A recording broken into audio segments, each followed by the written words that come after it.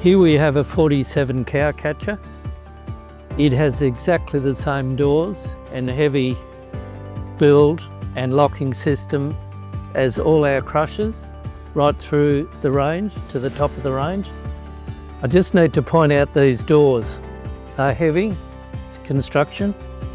They're the same doors and locking mechanism on our total range of crushers. We used to sheet the doors, but now we leave these gaps open, and it makes the animal come into the crush easier when it can see out the other end. These rubber, we call them neck yokes, one at the top, one at the bottom. That stops the animal throwing its head up. This stops the animal throwing its head down. The doors are tapered, designedly so, because animals traditionally go down, so it's tighter at the bottom than at the top, and they work very well.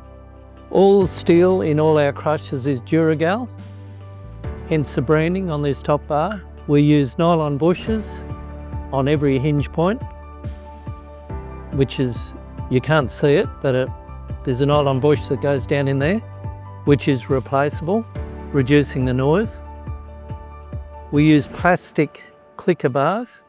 I've never known one to break. We'll show you later how they operate, but that reduces the noise. Here we use nylon wheels, 2 at the top and 2 at the bottom, to reduce the noise. And down here we use rubber door guides to reduce the noise. To cater to those who want to operate the crush either front or back, we've made the main operating handle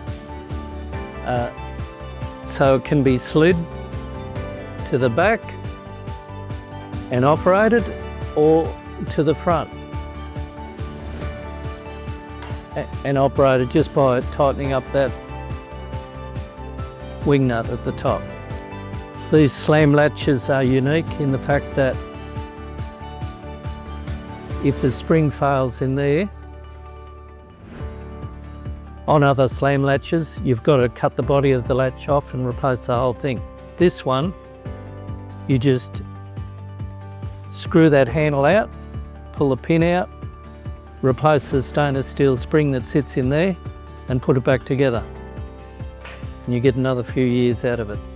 It's recommended when you want to catch an animal just to open the doors sufficiently and not too much so that the animal can't escape, but can see daylight and come into the crush.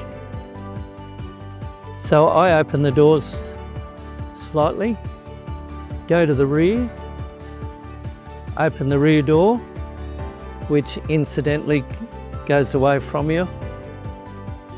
It has the benefit of not stepping around it to get the next animal.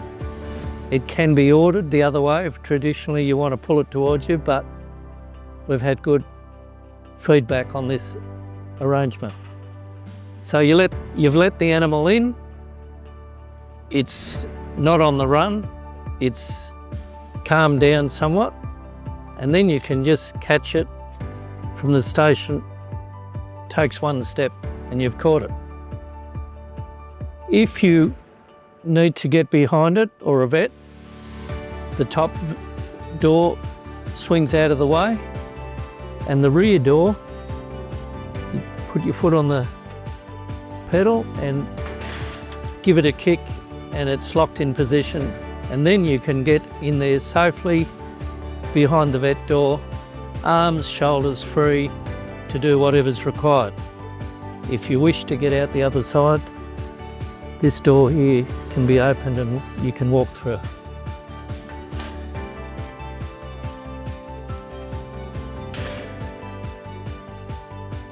And to bring it back, put your foot on the pedal, bring it around and lock it in position.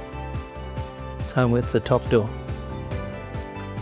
If you have an animal that, and a lot of them do, want to pull back, put a lot of pressure on the front doors, we provide a rump bar. It's designed to go behind the animal, like so, and you zigzag it back and forth until it's firmly behind the animal. That's taking a lot of the weight. It's a lot easier to release the animal once you've done that. Once the animal's gone, just slide it out and put it back in this pocket at the rear.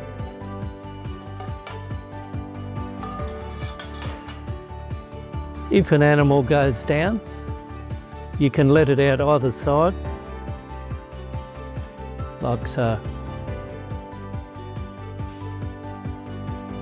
The 47 comes standard with crush feet that can either be bolted straight to the concrete or accept 5-ton Gallagher or True Test load cells. There's 2 at the front and 2 at the rear. It also can accept our floor, which is 9 galvanised floor pans, 2 rubber mats, which of course you can't weigh without a floor. When it comes to maintenance, there's only one grease nipple, which is up here, that you need to do depending on the use, periodically. This is a friction lock, so it doesn't require any maintenance, except you may need to just tighten up the bolts after a lot of use. As for the head bail, it's recommended before you do a run of cattle to spray this bar with a film of WD-40, not a lot, while someone works the doors in and out half a dozen times. And it'll make the process a lot easier. Apart from that, there's not a lot that can go wrong.